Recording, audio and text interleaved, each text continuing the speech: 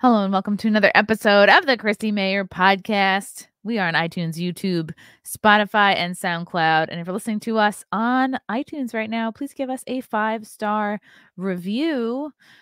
Very exciting. I don't know if you've heard this, but I am recording my very first comedy special this Thursday, January 6th at Governor's Comedy Club in Levittown, Long Island. It's going to be called Live from January 6th. Because I'm doing it on January 6th, and I'm talking about January 6th, and also all my material from the last 10 years of doing comedy. It feels so good to finally be able to record a special and an album. I'm so excited. I'm going to see a lot of my Long Island friends. So yeah, if you live on Long Island or, I don't know, tri-state area, I better see your asses at this show. It's going to be great. Geno Bisconte will be hosting. There'll be a special guest spot by a special guest who I've hinted at, but you'll just have to wait and see. Also, quick shout out to a couple of our sponsors. I have a hot sauce, guys. I don't know if you've tried it, but I've partnered with Silk City Hot Sauce, and it's called Nightmare. It's a nice green verde sauce, really good on eggs, really good on tacos. Go to levinskystopshelf.com, and with the code CMP, you can get a couple bucks off this little Betty. It's $10, but I think you can get a couple dollars off with the code CMP. Check out the Nightmare sauce. Also, I got t-shirts for sale on tpublic.com. I have Make America Great Again. If you're into patriotic themes. Also, if you're into the Obama era, I have a Mayor shirt. All sorts of different colors and sizes and a couple more designs as well on there. So check it out on tpublic.com. So excited to have this guy on the podcast today. He's a very dear friend of mine. You may know him as one of the hosts of In Hot Water on Compound Media. Please welcome to the show, comedian Geno Bisconte. Hey, did I time the lighting of the cigar with the intro? How'd I do? Yes, How'd I do with that? You look very cool. I was just chasing it down with some nightmare. Oh, you did that bit. Yeah. Wait, do you have it there? Dude, God forgive me. Who's the guy? Who's the guy? Jeff from Silk City, right? Jeff Levine. And so we have the same birthday, by the way, in December 29th. So every Christmas, I say it in the month leading up. Like everyone's getting in hot water mugs and Silk City hot sauce. And he always sends me a shit ton extra. I didn't even order this because I didn't know it existed. It was a very pleasant surprise like a couple weeks ago when I got a big buck. Because whenever I order, he knows me. And I just get a shit ton of extra sauces. So when I saw that, I was thrilled. It was like, that's how I found out about your sauce. Congrats. So he threw that in for a freebie. Wow. He always throws a ton of extra shit and he's very good to me. So Geno, you had COVID. I did. As far as I know, and this was all, I believe the word you kids use, Chrissy, is kerfuffle. This is all what the fucking... says that. Yeah. They don't? Really? I love you. The old say that. No one does that to do. But this is, and I know I'm preaching to the choir here, but this is what it is. You realize it. It's everything we said. But so on Monday, December 20th, I feel fine. I have a little scratchy throat. I wake up, I do the show. The night of the 20th, I went drinking with some friends after the show. It hits me, okay? You know, it's a terrible flu. I've got the cough, the chills, the fever, the everything that night. And I'm so achy, like my legs hurt. My legs hurt and I can't sleep, right? When I had it, I mistook it because I had worked out really hard for the first time in a while the day before. And I was like, oh, I'm just like being a wuss and my body hasn't, exerted itself in months. So I ignored that for days. Yeah, so I'm like, and I can't sleep and I'm up all night and I wake up the next day and, just covered in sweat, the fever breaks. And if you watch the show, like I called Berg, I'm like, I'm not coming. He's like, yeah, stay home. Now my voice is shot, right? So I can't talk anyway. And so after about 12, I'll even go as high as 24 hours, Chrissy. I'll say I felt like Chipper.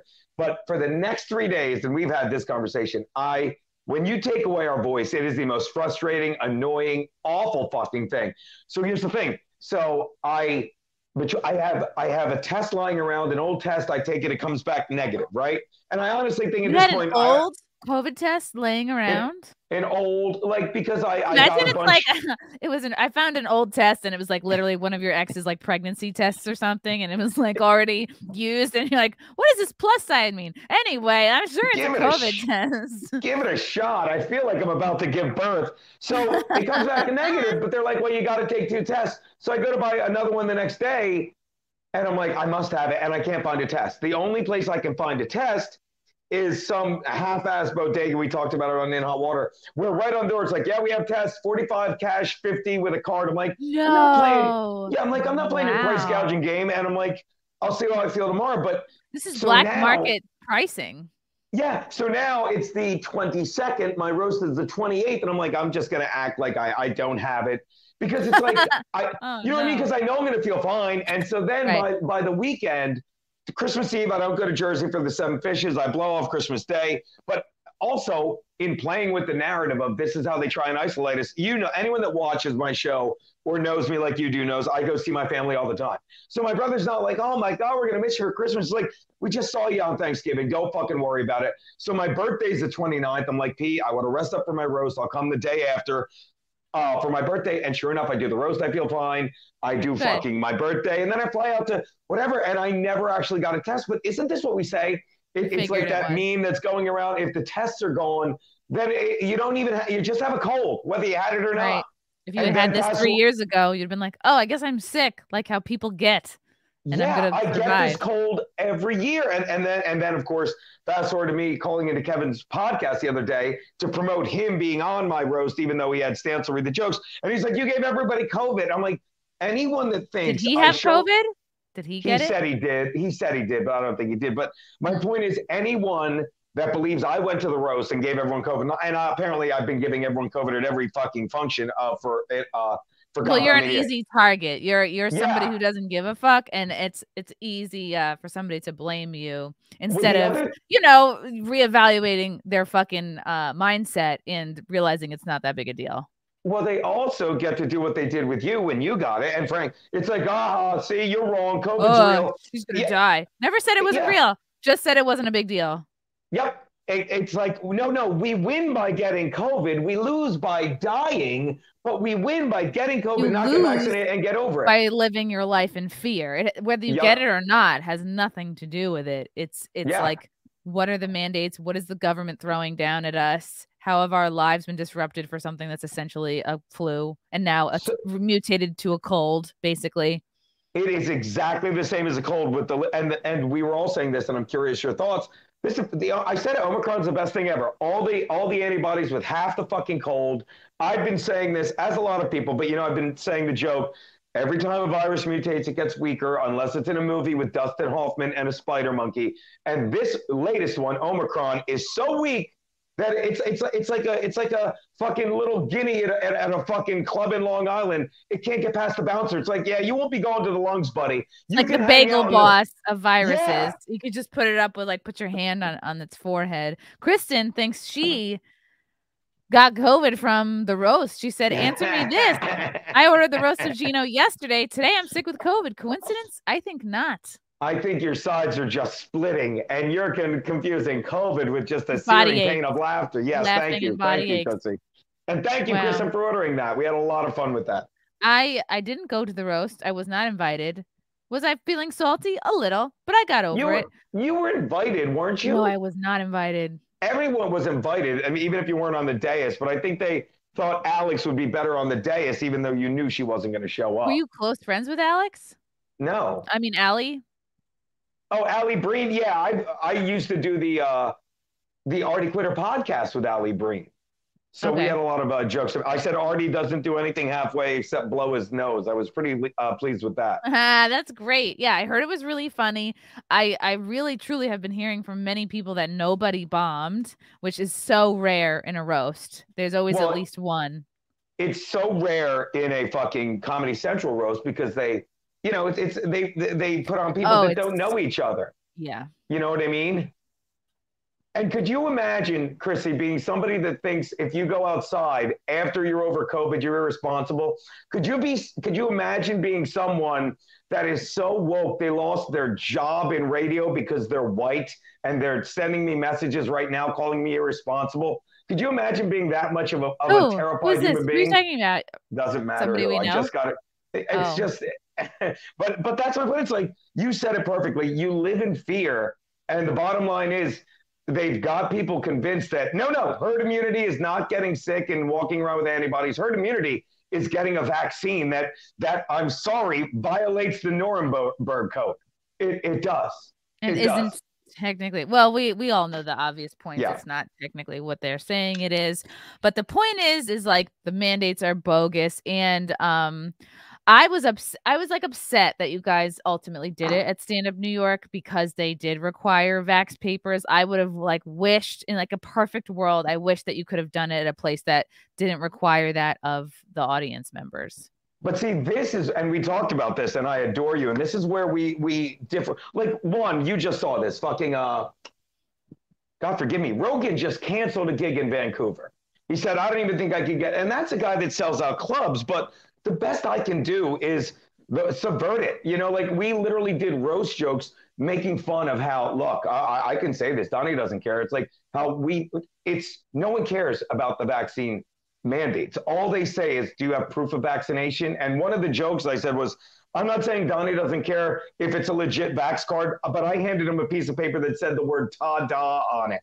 And that's really the way I look at it.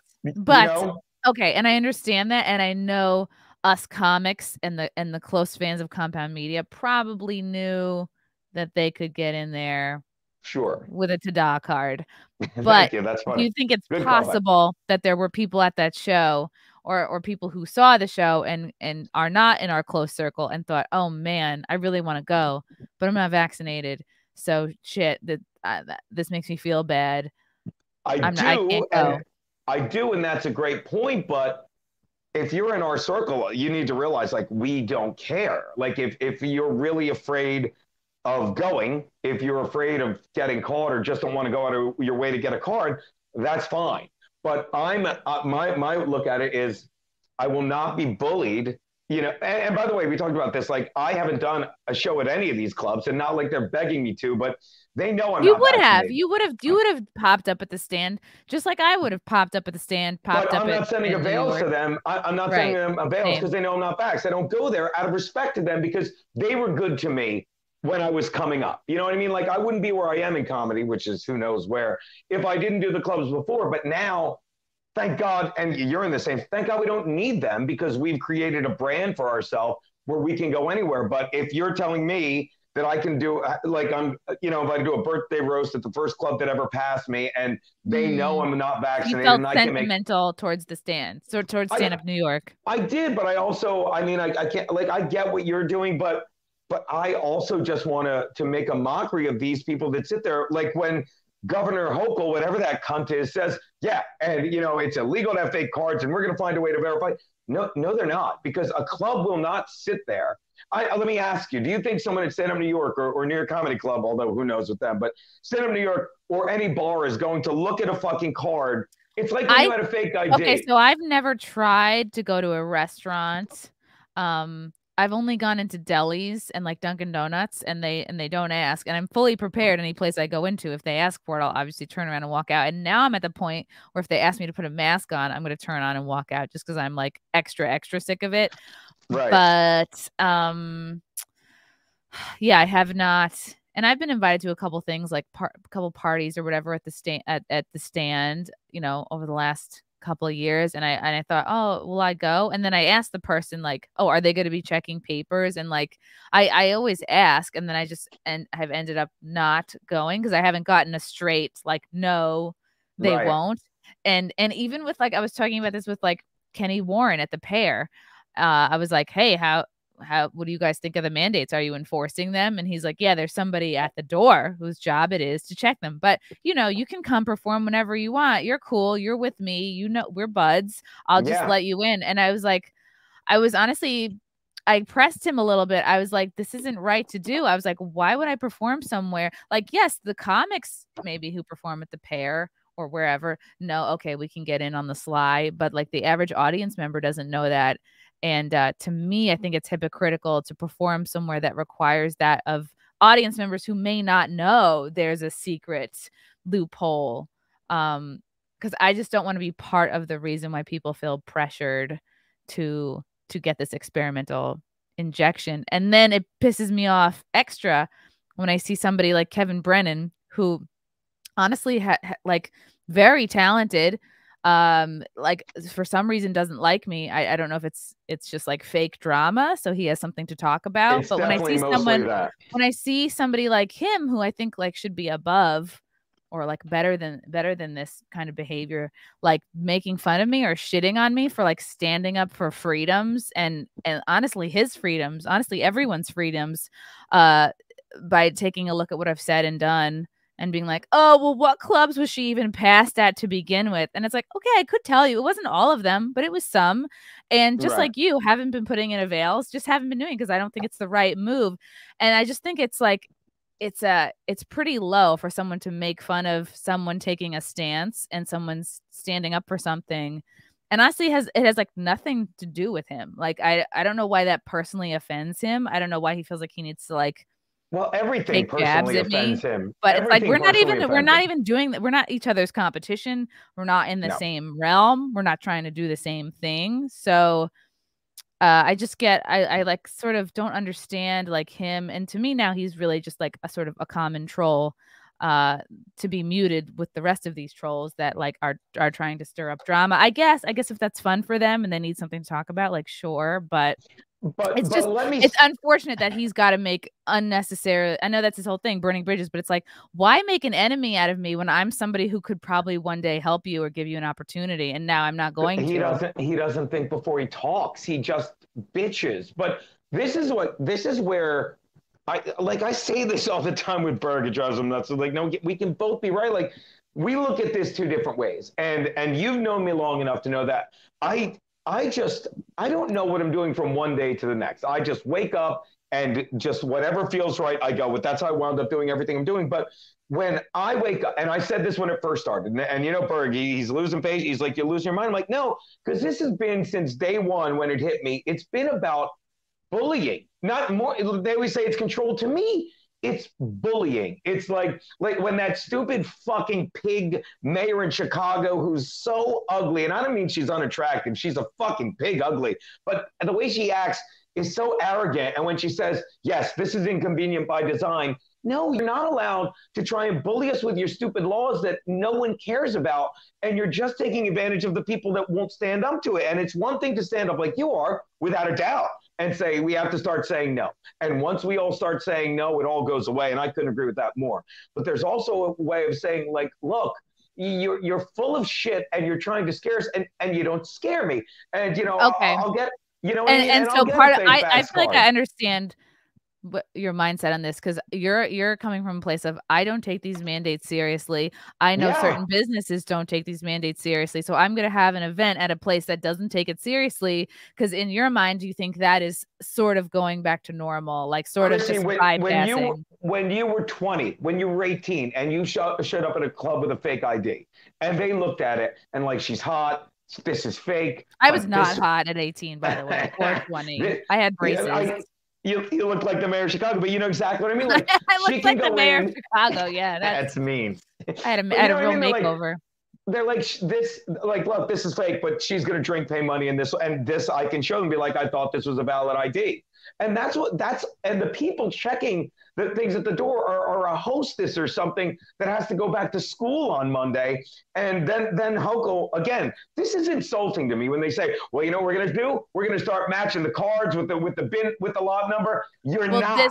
This is what corporations, employers, like corporations are doing exactly this, though. They're hiring out like contracting out a company with the express purpose of validating people's Vax cards and whatever, whether they have the key to New York or like whatever bullshit app.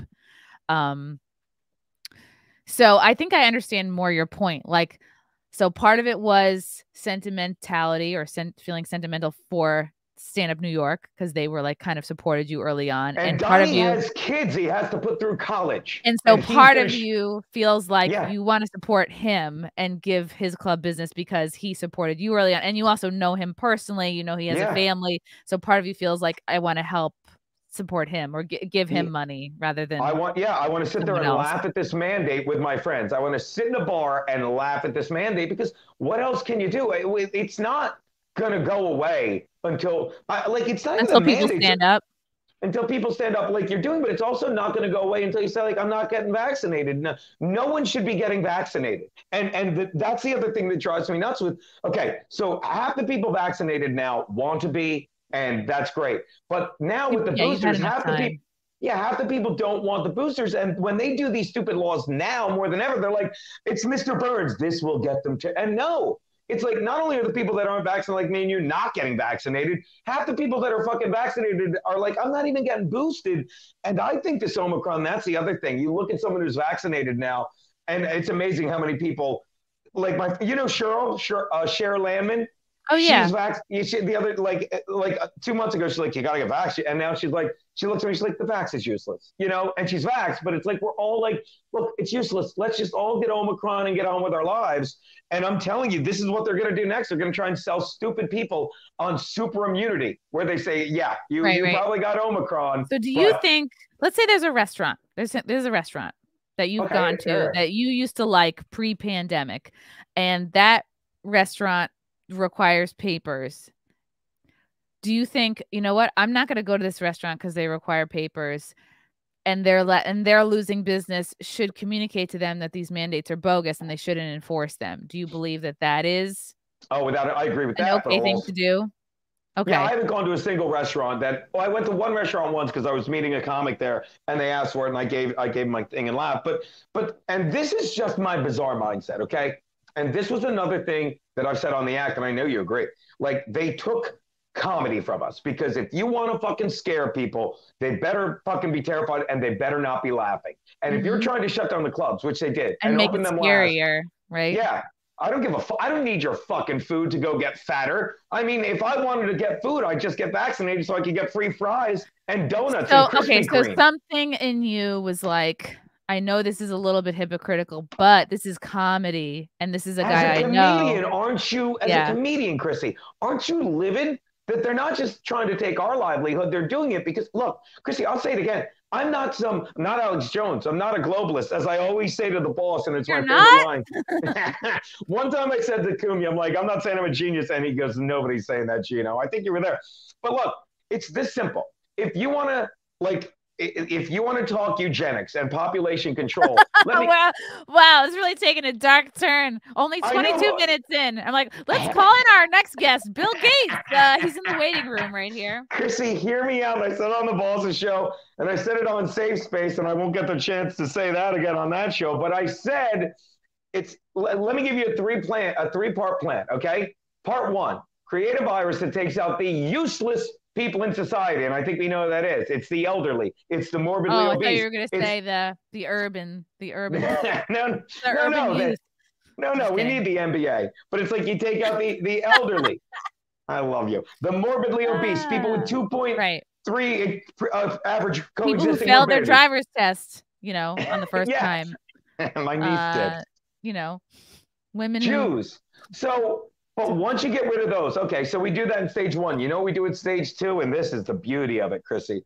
And my mother used to say this. My mother would say this. Whenever schools get money, they give it to they put it towards the stupid kids. So now we've got 3 generations of kids, and this is what we're seeing, Chrissy, you see it, that think they're smart by saying, I'm quoting Dr. Fauci. I'm a scientist. I fucking, wore a mask, even though you can make stats show masks work, masks don't. And so now you use the numbers you have of the dead people to say this. And I've said this before, Chrissy, I'm 53 now. So girl, you don't look it. Thank you, girl. And I have a 1.5% chance of dying of COVID. But you know what, Chrissy? I don't. I have a 0.001% chance. But of that 1.5% that dies with COVID, 99% of them go back to square one. 99% of them were fat, were elderly, had fucking coexisting morbidities, all this stuff. Right. Okay. Yeah, we More know people this. over 100 have died of COVID than people under 50. But people don't look at that. They look at the number, they're terrified. So what is step three? Yeah. Yeah. So what are you told? So what is step three? We better get vaccinated. Well, you know what? The vaccine is safe for 99.9% of people. But you know what it does to that 0.1%, Chrissy? Just hypothetically speaking, it does the futuristic work of taking out people that will be useless someday. Of people that might have you're on board with Billy Gates.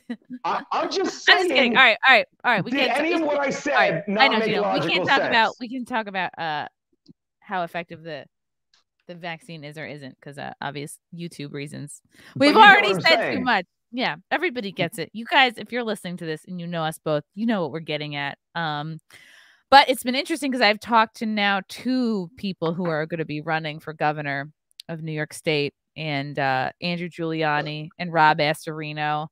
And I mean, they're both Republicans, which, puts them at a disadvantage to begin with because New York is so blue. Yeah. But we'll see. And they both were very opposed to continuing the mandates. And like Hochul is it's pretty crazy. Like, she's obviously doing this because she can, for power. Yeah. I don't know, to get some sort of bonus points. And it's like nobody voted for this chick. Like, nobody likes you. She's kind of like, Cuomo who? When people ask her about him, she's like, oh, I guess I passed him in the halls. I don't really know. It's like, girl, I bet you were making his coffee. You know what I mean? You're like, she was taking a couple pats on the ass just to stay in the spot. Please. Yeah, who wouldn't? I mean, is it a coincidence that this chick got the job under this guy that was a creep? I'm not saying she's hot, but she's probably good looking. For a politician. Yeah, and if she puts up with his shit, she's gorgeous. So stop it. Stop it. She had a couple loads in her. Screw her. Yeah. Speaking of loads, so it's interesting. So yeah. So, it's Compound is in a little bit of a state of transition right now. But I think that's good. What do you think? I think it is. I think it is good. Well, I'm all about change. I think it's an opportunity to fucking reinvent and rise up like a goddamn phoenix. But so Cumia is moving to South Carolina at some point this year. Nobody knows when. It's whenever he finds a house. A little bird. Well, the little bird didn't say not to say it, but a little bird said that a couple of the shows are being dropped from the network.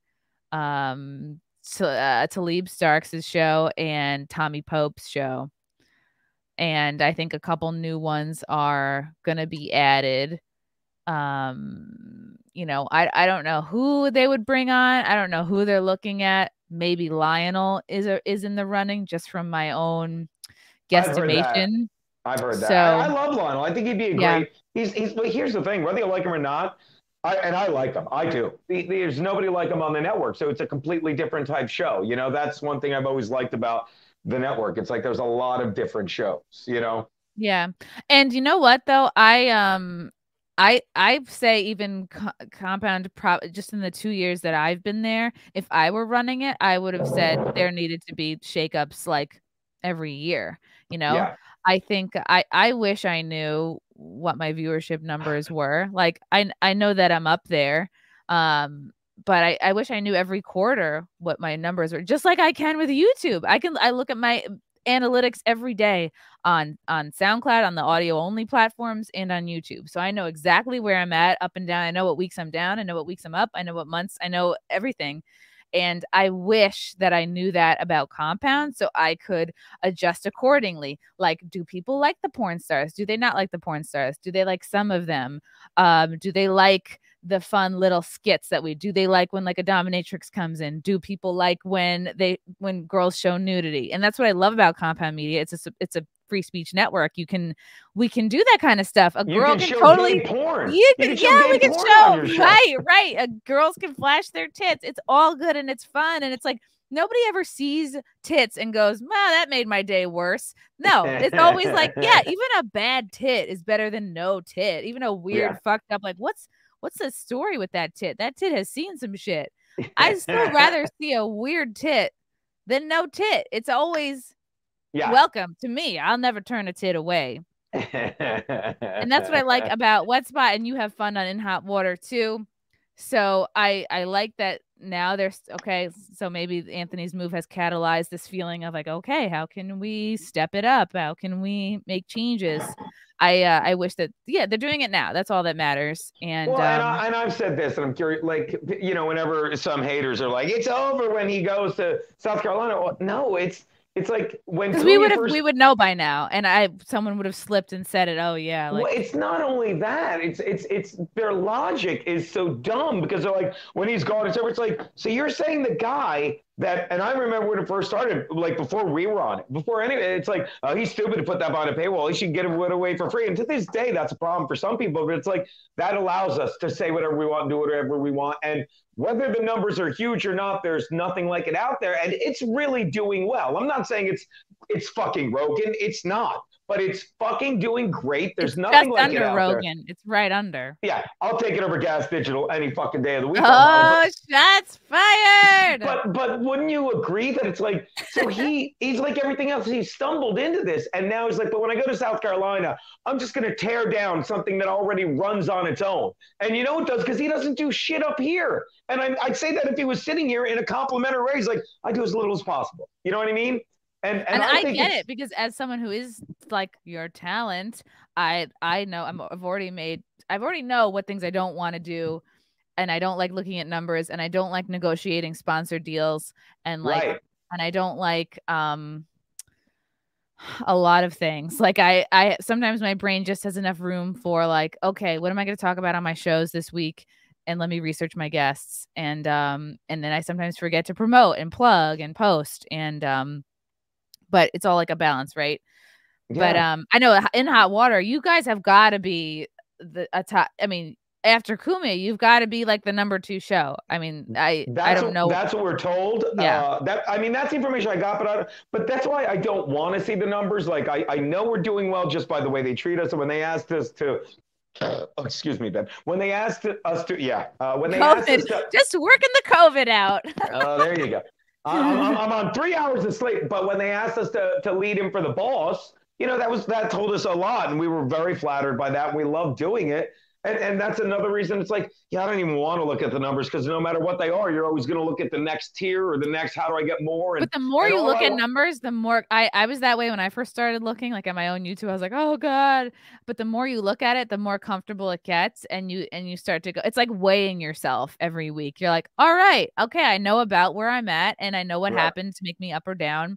And it's good for me because it helps me figure out, oh, wow, I was really high. Like on this podcast, I know when Cumia is on, or Gavin McInnes is on, or like Brandy Love, or like like a big famous porn star on this podcast, and then Compound people like do great too. It's good to see. And then I go, okay, well, what types of guests have low numbers, and why is that? Is it because they don't have a big following, or that they were like kind of a drip to talk to? Yeah. So I would like to see more of that. I would like more transparency at Compound. And I was given some suggestions about how to tweak my show. Someone suggested to me that I rebrand my show, that I give it a brand new title, that I stop having porn stars on, because the idea behind that was, well, I can't sell it to advertisers with the name Wet Spot. And I was like, really? Because I was just at Exotica in DC, and every vendor there would probably be willing to sponsor my show because they're sex friendly, they're sex positive. There's tons of adult toy brands. I'm getting a freaking motor bunny sent to Compound Media. They're like it's not a Sibian. It's better than a Sibian, but with like attachments. It's like a big fucking vibrating saddle. And so it's like I'm kind of, they're sending me that. They're like, and then we're gonna ride on that. That's gonna be fun, So I don't like hearing, oh, I need to change my, and again, this is one person's opinion. I don't love hearing you need to change your name because I can't sell advertisements to it. And I go, but wait, we totally could. And then I step back and I think about it and I go, okay, this might be this one person's particular opinion and their preferences. Maybe they are not loving the porn stars. Maybe they don't like the sexual nature of it. But for me, it's fun and I love doing it. And he was like, oh, we should make it more like your podcast show. And I was like, well, why would I do the same show at Compound as I do sitting on my ass like at home? Yeah. You know what I mean? Why go to the effort to go into the city, to commute, to buy a $5 coffee? You know what I mean? Like, so for me, I want to do 2 different shows. And even if I was going to do an identical show, well, then I'd have to be making as much or more than I'd be making sitting here doing it this way. And you're never going to please everyone. Look at me and Berg. We're 2 different guys on our show. And there's always comments on every fucking platform. Geno's got to shut up about COVID. Geno, keep doing what you're doing. You're great. That show is so funny. That show is so stupid.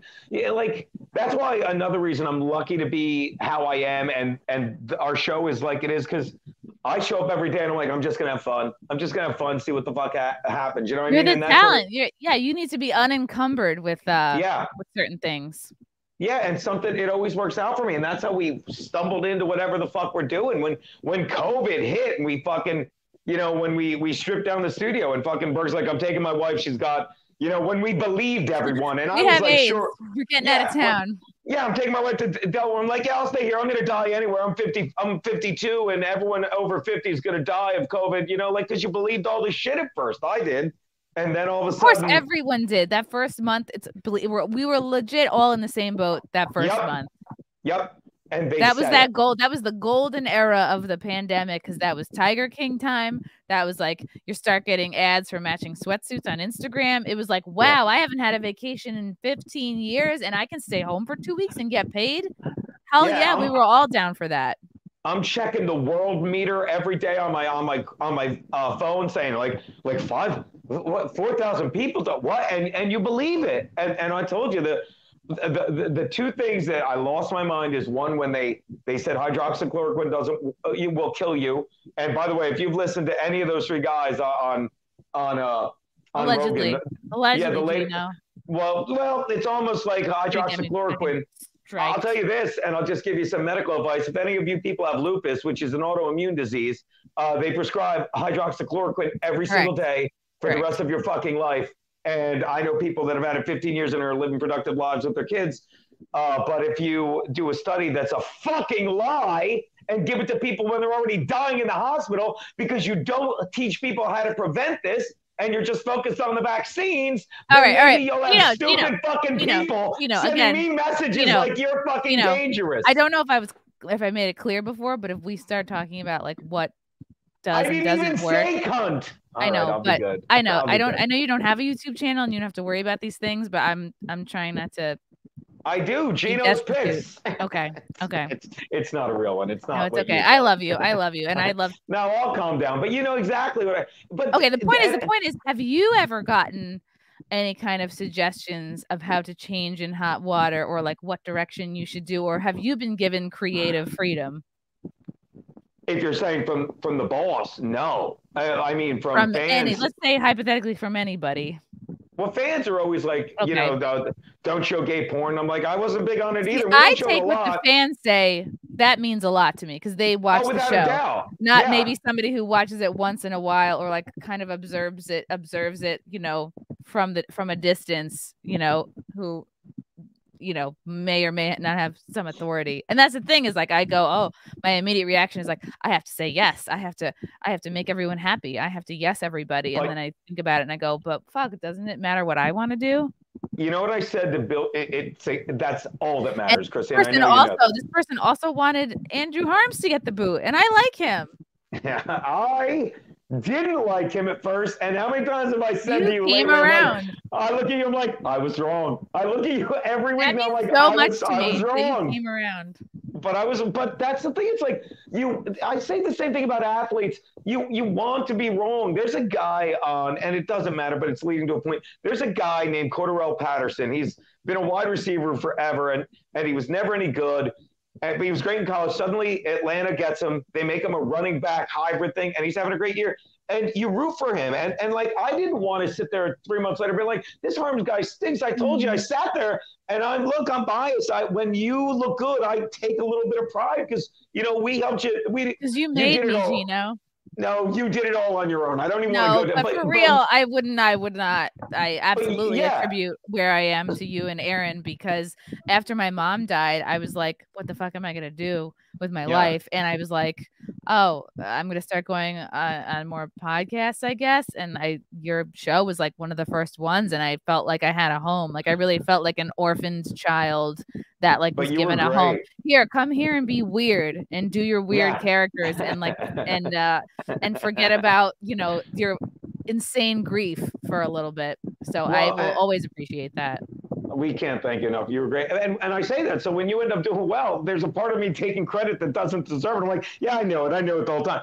But I used to say this to Bill when Bill took over morning. And look, I'm not going to bash Keith the Cop because he didn't do anything wrong. He just wasn't good at producing shows. So when you replace Gavin McInnes, the most alt-right guy ever on the network, and that's saying something with people like me and Cumia, and you replace him with Bill Schultz, the most liberal guy, in the same time slot, everyone's going to hate on it. And fucking, I used to sit there at Sullivan's with Bill when we were just once a week drinking, and he'd be getting texts from Keith the Cop saying, don't ever have this person on again, blah, blah, blah. I think the idea, I can understand bringing Bill on because he was a person of note, a person with credits, like a known personality from Red Eye, from Fox. So I can understand, okay, you're never going to get an exact dupe of Gavin McInnes. You're never going to get Gavin McInnes light. You're not going to, you know what I mean? He's totally unique. There's nobody else like him. But I can understand going from person of note, Gavin, to here's another person of note that people know from Red Eye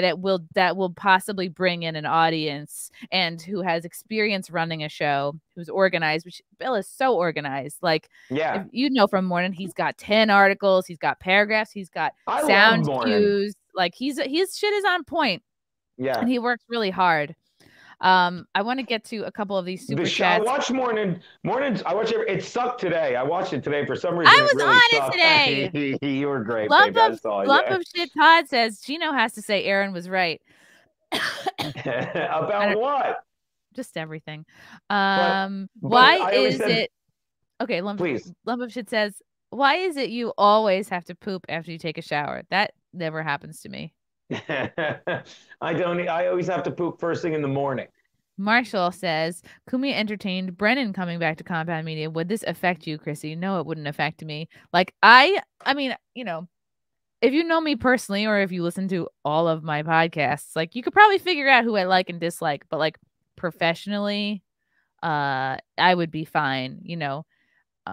Even if our shows were booked back to back, like I would be polite, I would be cordial. I'm not gonna go out of my way to help him or be nice or like, you know what I mean? Because it's like I'm a person like, yeah, I'll forgive, but I don't forget. So it's like, yeah, I'll be nice. Like there's no reason for me to like throw a fit because my feelings are really like not that important at the end of the day. Like if he can pull an audience and he is going to make Compound better and stronger and bring more traffic to the network, then yeah, that's what I want. I want us all to do better. So I think he would more than most. You know what I mean? Like Artie wasn't going to bring people. Schultz I love, but he wasn't going to bring that many new people. But I think Brennan has a crowd he'll bring. I don't know why, but yeah, I do. They can work something out and everyone's happy and it's a net positive for everyone involved. Like, yeah, I want what's best for the team, you know? Thank you, John P, for the super sticker from Najma. I was told many times that my biznaz wouldn't be successful because of fill in the blank. Joke's on them. I made it successful doing it my way. You're a talented and clever person. Follow your gut. Thanks, Najma. She's right. Like I used to say that to Bill. It's like when Keith was giving him shit about the show, and this goes for you too, but you're already doing it. It's like if you start doing what someone else wants and you don't want to, like don't get me wrong, if someone says you should try this and you do and you love it, it's great. But if you start doing something else because someone else thinks it's good, then not only is your show not fun, if God forbid they say your show stinks and you're canceled, you don't even have your show. If you do a show you want to do and then they say we don't like it anymore, you're still doing your show. and you have something you could take somewhere else and happily do it, you know? Right. And I also, if the reason for a change is lack of interest or a dip in viewership, well, then you need to show me that or over a period of time, and not just maybe show me one number and just be like, based off of what I think. It's like, okay, to turn a ship, you know what I mean? I'm going to need a little bit more than that to go off of. So I think that's why it's good that we're talking about it here. It's like, I appreciate and respect your opinion. I've been asking fans. We talked about it, I think, in Hot Water, and I think I don't know if I talked about it on Morning, but like, I like to know what people who watch the show think and like. Well, definitely, we talked about that. Like, porn stars are hit or miss. They're very more self-absorbed, but OnlyFans personalities, or whatever you want to call them, they're great. You know, we talked about Whatever Amy. We talked about Keanu, who's actually a comedian too, but you know what I'm saying. Keanu's great. Like, I love those girls. And it feels this is funny from Michael Berry. Shout out to Michael Berry in the chat. Burning Bridges was good when he had Blind Brian on as a co-host. Brian was a loon. I loved Brian McCarthy. He was insane. I mean, he put his dick and balls on my wrist that I may or may not have PTSD from. No, it's totally fine. It was hilarious. It was like Doesn't he have a micro penis? It wasn't big. I mean, I don't know that in what I saw and felt, like, I didn't have a ruler out. I don't know if it's technical micro. I just know that it was like, it didn't feel like there was a dick on my arm. It felt like someone was tapping me, and I looked over and there was a penis there. So, but I'm like, you know, he's blind. Maybe he didn't know what he was doing. No, he knew. He knew. Yeah, see, here's David Carpenter, who loves Morning. He thinks keeping Bill and Jono after Gavin left solidified his subscription. He came to Cumia through Red Eye. So there you go. Yeah, there you go. I mean, it's a fun little, and him adding Joanne, I don't have to tell you, we love that. You know, that's great. Yeah. Yeah, and I think it's good to constantly, and, you know, I think it's good to tell people where they're at, like, every quarter, because maybe that will, like, just like if you were at a regular job, you'd have a performance review every year. Yeah. And maybe that lights a fire under your ass, because if you are someone who's like doing the least and no show prep, well, then that might motivate you to do that, you know? Right. Well, I think that's why we lost one of those shows. But what did I do? Jesus, that's just my cat. My cat cut my foot. I hadn't seen my cat in 5 days, the poor thing. Baby! I'm fine. I don't know where she is. How is 6? She's perfect. The universe takes care of me, and I had a neighbor move across the hall because, you know, I live in one of those old apartments. It's 4 floors and 1 apartment on each side. And during the pandemic, I had a neighbor. I'll never forget. The lady was like, "You'll like him, young Italian kid." I didn't see him once, and then there was no one here for a couple months. And then, like 3 months ago, this young chick moved in from I think Michigan or whatever, But when I go away, she walks over and checks on the cat, and the cat is, you know, the cat's feisty. But you know what they say, like, feisty is putting it lightly, Gino. She attacked me from the moment I stepped foot into your apartment, and I was only there once. It was before Berg was picking us up for a road gig, and she attacked me immediately. And I was like, oh, maybe she's weary of a female entering the apartment who's not immediately sucking Gino's dick. She's probably like, what's going on here? This woman has kept her 10 minutes to blow me. I'm glad she attacked you. Woman has her clothes on. Attack. She was attacking my ankles, my purse. She was scratching at my bag. And I was like, why does she hate me so much? She was like, and I was like, girl, But with the neighbor across the hall, I guess she hears the footsteps, so it's not weird when she just walks in to feed her. So I go away for 5 or 6 days, see my girl on the West Coast, and it's like I don't freak out. You know, I get back, it's like, life is good. And she's happy and calm and content.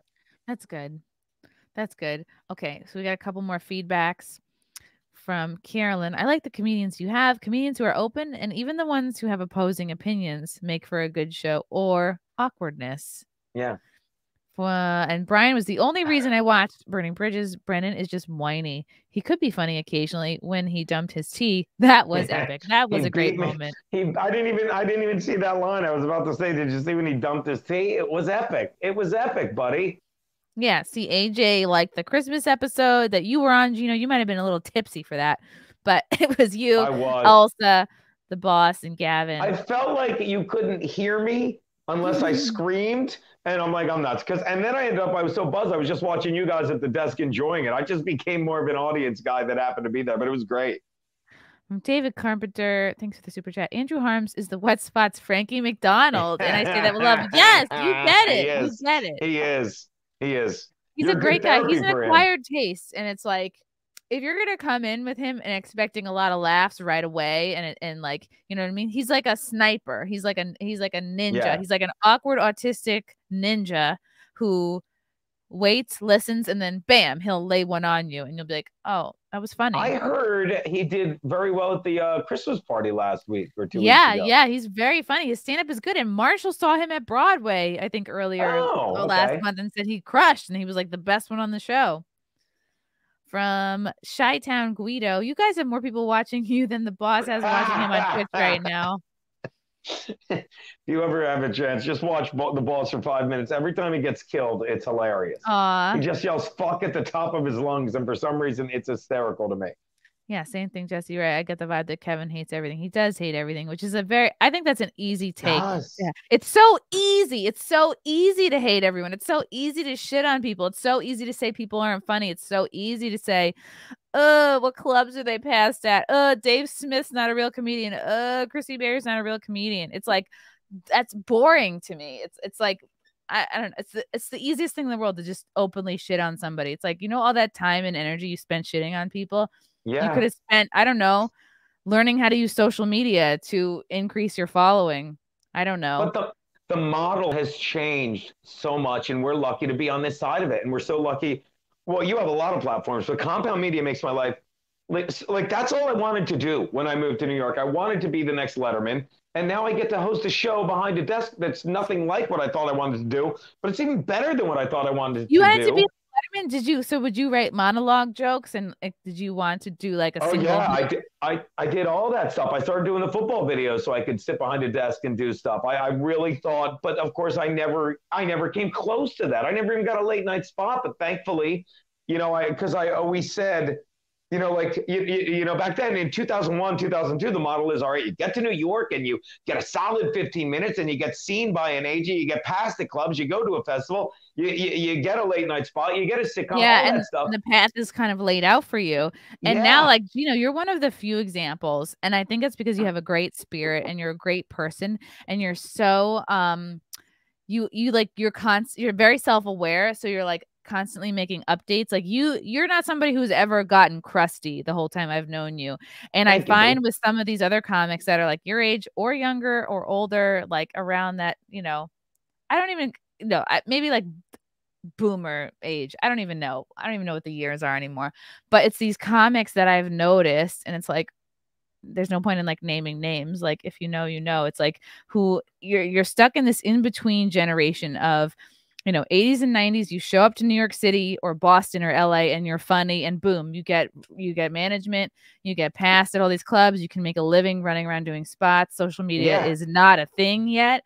You get TV spots, boom. And it's like, you're one of the few people I think who have like kind of made this adjustment, like made space for it. Whereas like, I feel like the comics who are flailing and frustrated right now are ones that didn't or wouldn't learn social media and kind of never adjusted, and they're kind of angry and they're floundering and they're flatlining because they just simply didn't like evolve with the times. And there's also like, I got lucky in terms of, and I've said this before, and one, thank you so much, Chrissy, that means a lot. And I am like that because I think I have this energy and gratitude because I know I got lucky, and it's not like, don't get me wrong, I worked hard to get lucky, but I everything I said about the model, it's like I tried that for 4 or 5 years, and I've said this before. It's not like I came home one day and said, that's it, I'm not going to do it there, we're going to do it my way and they'll come to me. I think I got to my apartment one day and said, that's it, I can't do it this way, I'm just going to do it my way and see what happens. And luckily everything changed, and YouTube came out, and there were all ways to monetize and platforms. And then I get on Compound Media, and then suddenly it's not about me being past the clubs. It's just me have enough of a rep to get on stage any night I want to and work on new stuff, because we're lucky enough to tour with the comedians of the Compound, and do the stuff that we know people are going to like. But we've got to be able to get on stage to work on new stuff. Otherwise, what are we doing up here?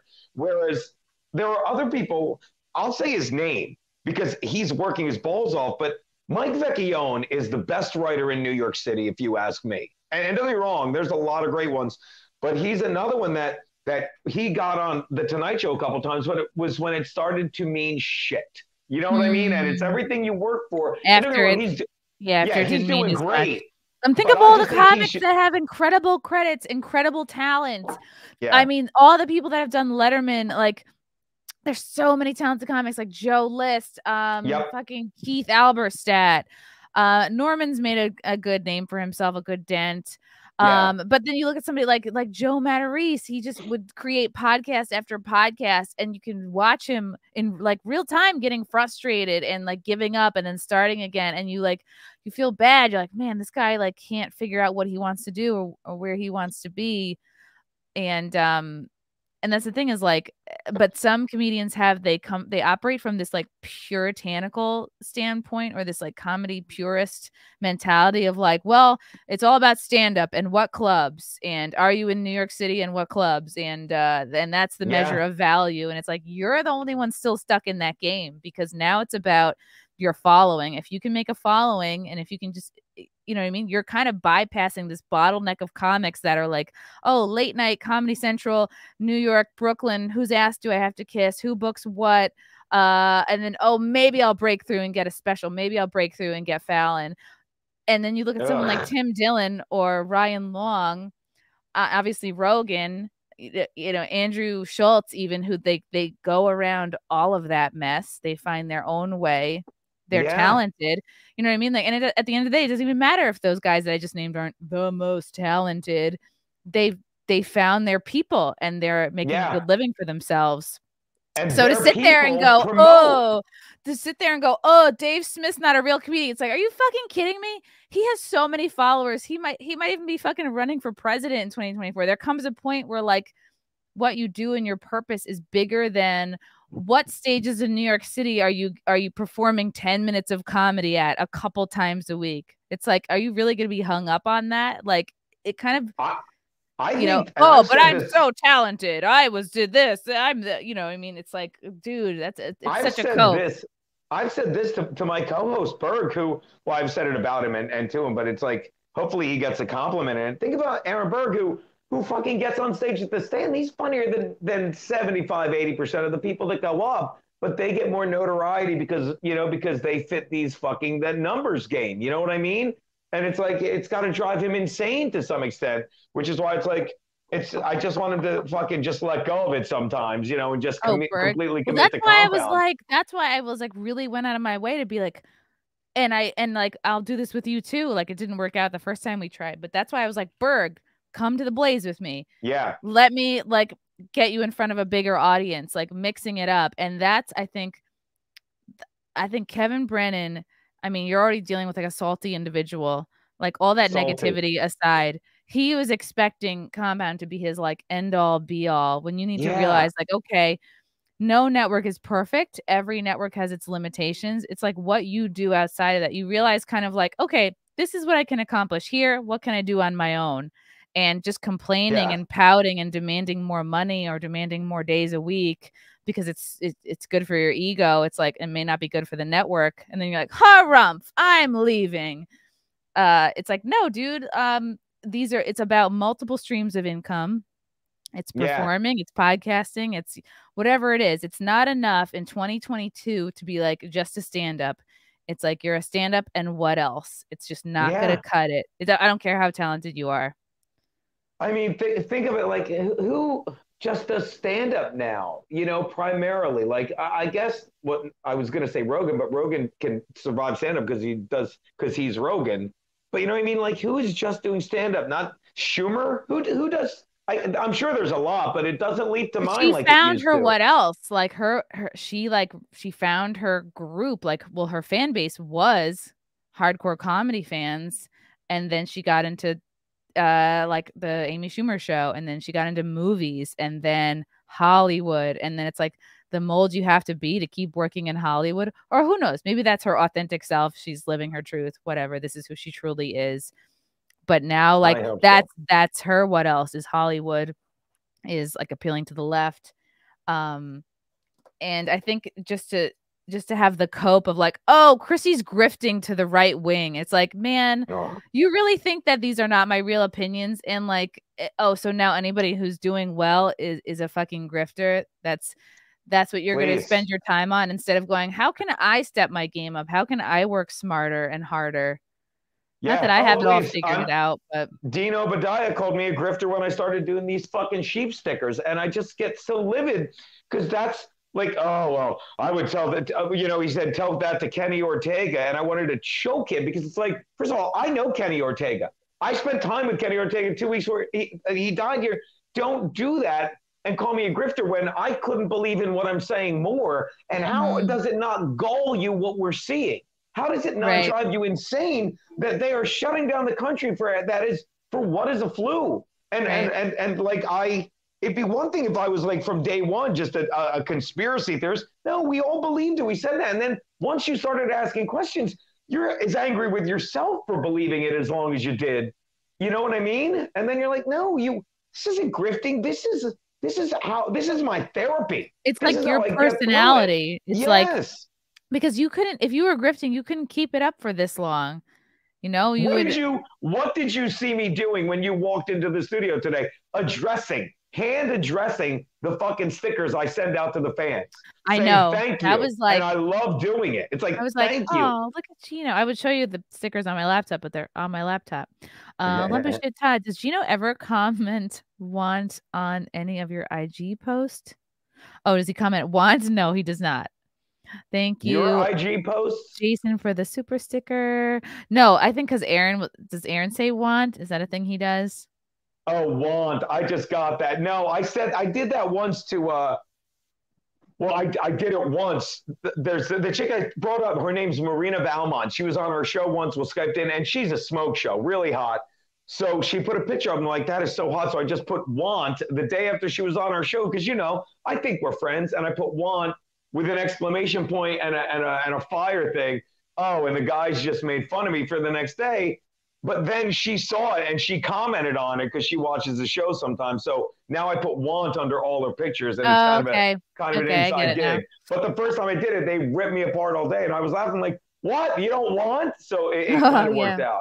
From Zato, oh, God, you guys have some fucking names I can't pronounce. Is anyone named Zato anymore? Nick DePaul, just say it. I wasn't thinking Nick. No, I think Nick carved out a spot for himself. I think he has his own YouTube channel that's thriving, and he gets plenty of road work.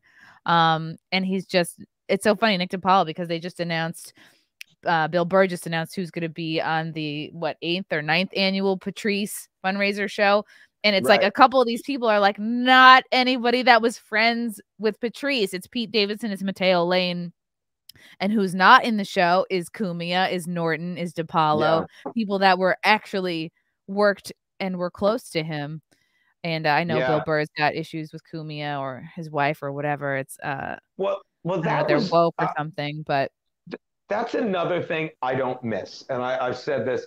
That makes the thing you end up being when you first got up here was the cellar. You'd want to go hang out at the cellar. You'd go over to the table. You couldn't sit at it because you had a reverence and a respect. You had to stay 20 feet back and just like a creep, like just sort of stare and be like, Yeah. Yeah. And you'd have the what a relief to like not have to do that. Like it's a relief for me to feel like I don't feel like I have to do that anymore. But all the people that would sit there like DePaulo and Burr and Patrice, like all the comics that sit there now, the Paulo, Patrice, and Burr would rip them a new asshole, for the most part. I don't even know who's there now. I haven't been in like 2 years. Just pick one of every race, gender, and whatever. And you look at this Patrice lineup. Pete Davidson, obviously, because he's famous. He's a huge name. And Mateo's there for diversity. There you go. I'm not denying that any of these people are funny and talented, right? But it's like when you start to look closely at things, you're like, oh, this is why. Okay, that's why. Oh, maybe it's not about who was nearest and dearest to him. Maybe it's about something else. Maybe it's about what somebody else wants. A lot of the people are the very comics Patrice would call out and make fun of. You know what I mean? But now they're on the dais, Yeah. He'd be like, Mateo Lane, why is this good-looking gay guy on the dais? No, he's really funny. Patrice loves gay guys. Here we go. 9th annual Patrice O'Neill comedy benefits. And I didn't know him at all, never met him. Like, I started in 2010, like, completely missed him. Like, I was brand new. I was at the fourth one. I was at the fourth one. $75, January 18th. Bill Burr, Pete Davidson, Christy Stefano. I think, well, Chris is my age. I don't know if he knew him or not.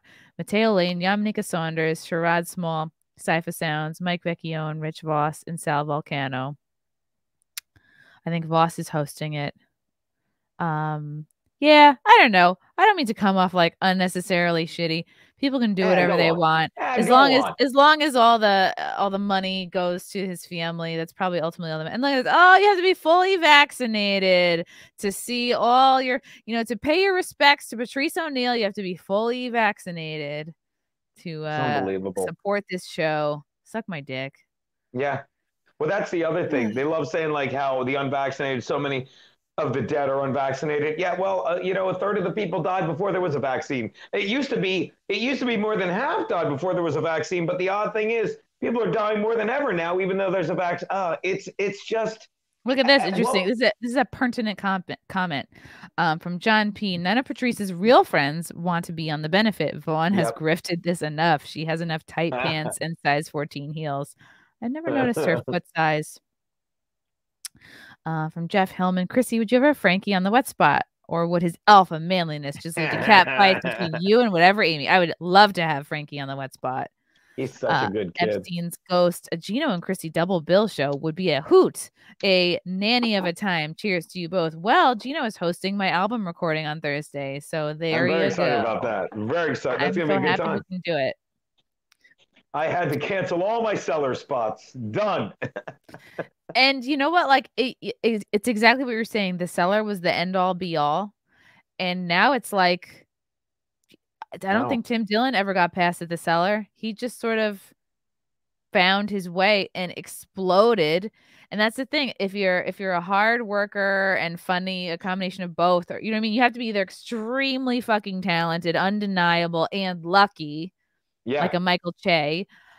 Who got swooped up, got a sweet gig a couple years into doing stand-up, or you're like, you're a TikTok person, or you're, you know what I mean, or you do great impressions. You have to have something that makes you stand out. Or if you're like slow and steady, just a hard worker, maybe that's the category I am. I don't fucking know, but like Tim Dillon never got past the cellar, but yet he's thriving. He's making a ton of money. He's selling out theaters.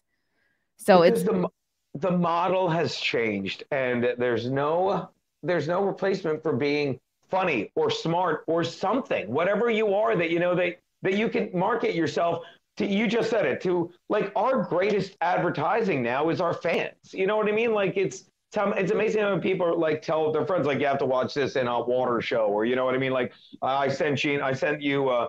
Somebody told me they sent my roast to 3 people, and they're all like, "This is great." The roast is great, and people can buy it right now. I know we've been, and I can't wait to watch this. Where can people buy the roast to see it right now? It's right there on the bottom. You go. The link's in my. If you go to Instagram, the link is in my bio, but it's right there. It's my Twitter. It's pinned to my Twitter. It's in my bio, and I think it's coming. I'm trying to read the bottom. The roast of Geno. It's Vimeo.com //on-demand / the roast of Geno Bisconte. But it's okay. I am not salty that Kevin found Chad. Why would I be? Why did Gavin McGinnis just put a quote on? A quote on? Oh, because I'm on I got an alert on my fucking I didn't turn that off on Telegraph, which I'm not good at. Are you? Look at that! No, I'm not. I'm not on Telegraph. I'm not on Gab. I gotta look into it. I just heard about Getter. I joined Getter. I joined Getter in July, but I'm now going to start regularly posting on there, because just to start to build that up a little bit more. Yeah. In case I am booted off Twitter. What about Substack? I've been hearing a lot about the Substack, Chrissy. I subscribe to Alex Berenson Substack. Berenson. And it's basically, you get daily emails of like whatever he's chewing on, like whatever he would have posted. It's all like very informative stuff. And I think, what was he? He was a New York Times writer, or he was I think he was booted from Twitter from just talking about, the subjects that can't be named. Yeah, it's so, and you don't even have to name it. It's all tied to the money. It's amazing how, like, you listen to Rogan and the guy that's on, it's like, well, I was panned in the Atlantic, shocker, because I went anti-vax. And it's just, everything is just a rich tapestry, and it's not even globalist or a conspiracy. It's money. And I'm not telling you this like let me tell you something you didn't know, Chrissy, but it's all money. It's money. Hey, we can't have ivermectin. Why? It's too cheap.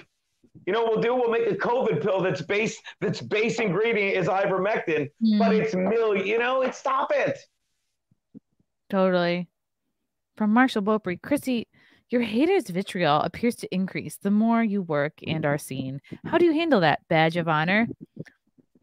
At first I was sad, and then I was like, I think it's just these people are bored, and it's easier to shit on somebody than it is to, I don't know, pursue your own dreams or work on yourself. Yeah. And I'm not out here saying I'm the best stand-up comedian in the world. I'm not out here saying I'm the best podcaster ever to live. I'm just doing me. I'm living my truth. It's like, don't fucking, you can be. Like, if you don't like me, don't fucking follow me. But a lot of these, haters seem actually obsessed with me because they follow my every move. And if I disappear, they'd be like, "What do we do now?" Yeah, so I guess it is a badge of honor. And you know what it is? You have to not listen to like the noisy minority of haters, because most people that like you are not going to say something. They're not going to be like, hey, just letting you know. Well, that's the thing, and I've always liked that. There's no middle ground with you or me. Like, it's not like, how often do you hear people say like, Chrissy, Geno, I could take him or leave him. And we're like, well, let me try and win that person over. No, I want people to be like, Geno's fucking awesome, or Geno's fucking annoying. Good. I don't want you to have a vanilla opinion about me. I want to get right into your fucking gut. So you say, this guy's fucking great, or this guy is driving me nuts. Well, as long as I'm fucking getting some visceral response, I'm fucking winning. Yeah. That's all I fucking want. Geno, I want to make sure all the fans know that there's currently a petition going on to ban me, Chrissie Mayr. That's me, a horse picture.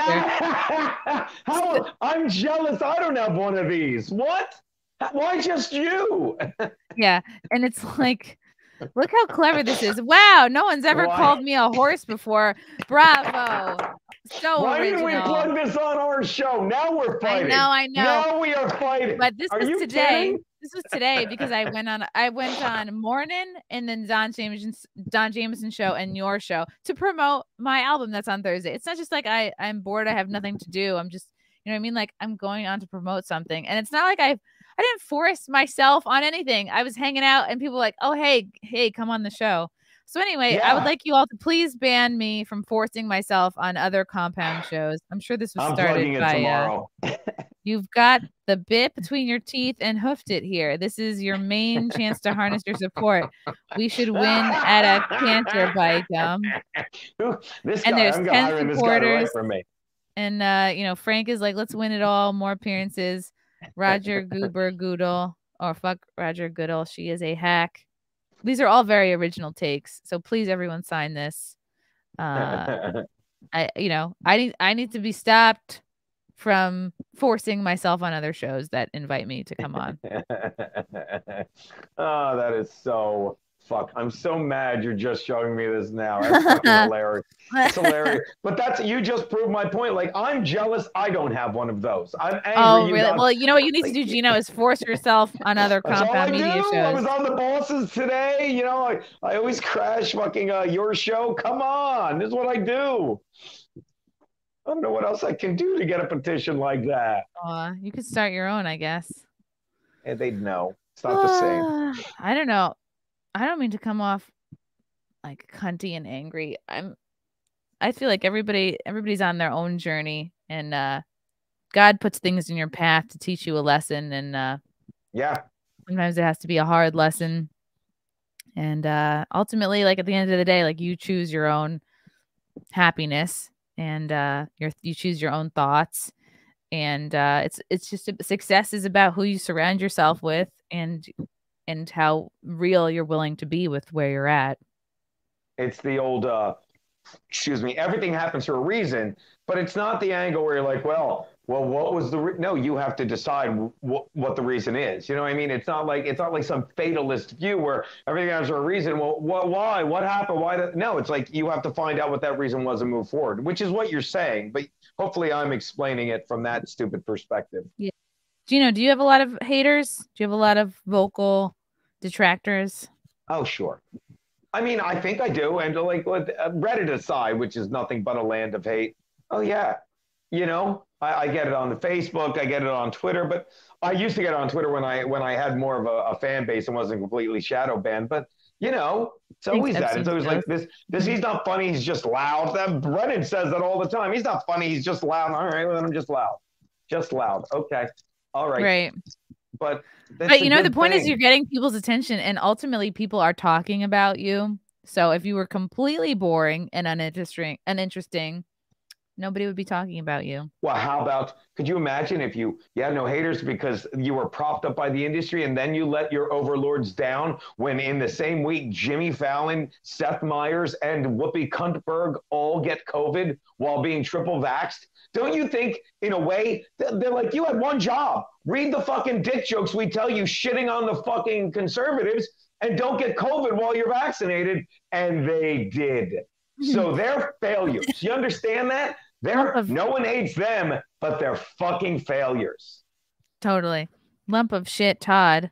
I still have to poop really badly. It's an adverb. Todd, it's a Blue Jays cup from Deck. He keeps saying, stop drinking out of a kid's cup. It's like an old plastic cup that I like to drink out of because I need a lot of liquids and such. He keeps yelling. Todd's a hater. He hates my cup. I hate that guy. Love you, Todd. if you were gonna bring on new talent to Compound Media, who would you bring on? Who would you give a show to right now? I don't know. Whatever Amy is so good. I love her. I mean? I really love her. We stole her from you. Like whenever Berg's on around, like just swing by. Let's pass her around. You know what? She's forcing herself on a lot of other Compound Media shows. I think we need a change.org. We need a petition stat. But she's another one that wouldn't even be like, I don't care if I. You know what's so funny? Frank hands me a bottle of wine, and I was like, "Oh, did Kevin Brennan send this over?" Because it's literally like a horse wine, and I was like, "Why do we even have this in the house?" But I am drinking it, and it's decent. I'm gonna try to get back on my intermittent fasting schedule. I haven't done it in like 2 weeks. So you said whatever, Amy. Who else? Like, all right, you go. You name one, and I'm sure it'll give me ideas. Like, I think Tyler Fisher would be a win. I can't believe I didn't get that. I just was hanging out with him on the Boss's show today. He's great. Very conservative too. You know, and for what I would want to happen, a lot of like people have been saying for years. Dave Temple. Oh yeah, Dave Temple's great. People have been saying for years, oh, Compound Media needs to do an SNL type show. Well, for that, we would need a lot more help at the network. Right. Like we would need people whose job it is to cut up clips. We would need people to strike the set up, you know what I mean? Set up a set, a costume department. We would need, you know, like to go on different locations, probably more equipment to shoot remotes. So we would have to expand and hire more people. Yeah. And I don't know if there's a desire for that. But yeah, I mean, we definitely have the talent to do like an SNL type show because a lot of us do impressions. I also think to quote, you know, Aaron Burke, not everyone should have a podcast. You know, like we have some really, it's not a sippy cup, Todd. Stop texting me. I'm sorry. Hi, everybody. I love that fucking guy. But it's also, it's not as easy, you know, as a lot of us make it look. I'm sorry that sounded arrogant, but you know what I mean. You know, it's like, this guy's a great comic. No, I can name, I'm thinking of 3 comics now who I won't name that I think are 10 times funnier than I'll ever be. And I'm like, they can't podcast. They can't. Who? Don't get me wrong. Oh, wait, you won't name. Well, no, watch this. This will be, Dave Attell should not do a podcast. Dave Attell is the funniest comic I know. He's so introverted. He is so like, right. He's so talented though, but like I understand, like he's not. That's the perfect example. I'll say it again, the funniest album ever. I don't care what anyone says. Skanks Are the Memories.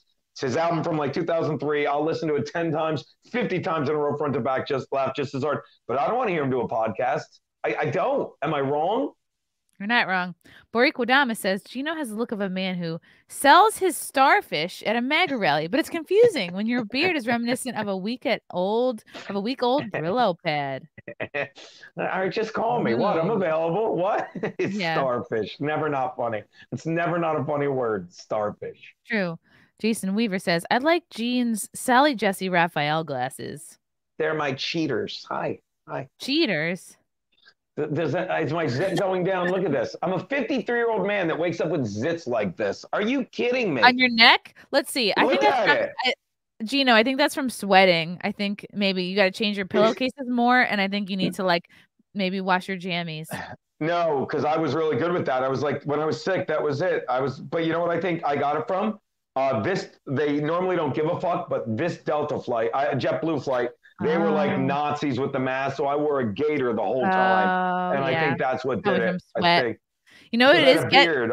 Geno, do you have like scrubby gloves or like a poofy pad for the shower? Just like scrub, exfoliate that little mug.